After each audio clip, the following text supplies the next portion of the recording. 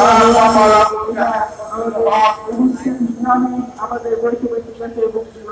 আমরা আমাদের চাই। আমাদের দাবি আবু সাহেবের বাংলায়, আবু সাহেবের বাংলায় আমাদের দাবি আমাদের দাবি আবু সাহেবের বাংলায় আমরা আমাদের দাবি আদায় না হওয়া পর্যন্ত আমরা অবস্থান কর্মসূচি চালিয়ে যাব।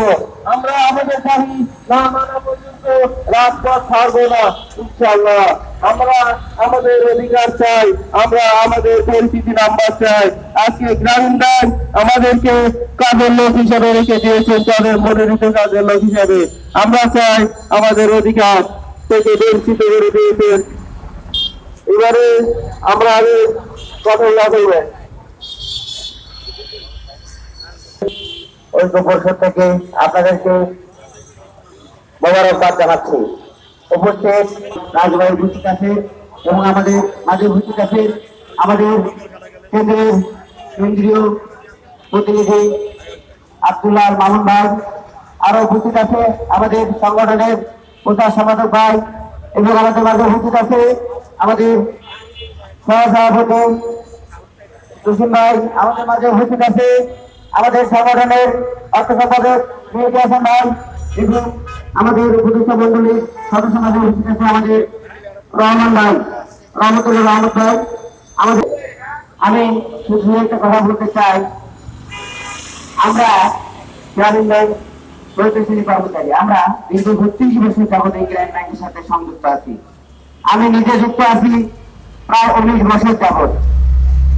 বন্ধুরা আমার, আমি বলতে চাই আমরা ব্যাংকের বিরুদ্ধে নয়, আমরা সরকারের বিরুদ্ধে নেই।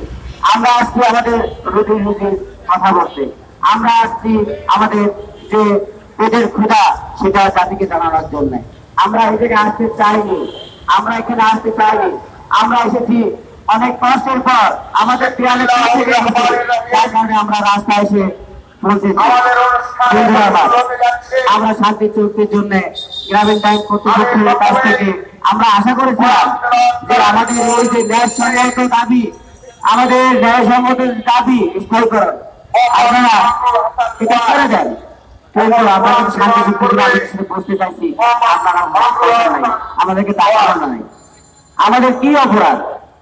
আমরা কি ওই প্রতিষ্ঠানে ১৯টা বছর শ্রম দিলাম, আমরা শান্তিপূর্ণ ভাবে একটা সংবাদ সম্মেলন করলাম, আপনারা আমার ভাইকে দিচ্ছেন না। আপনারা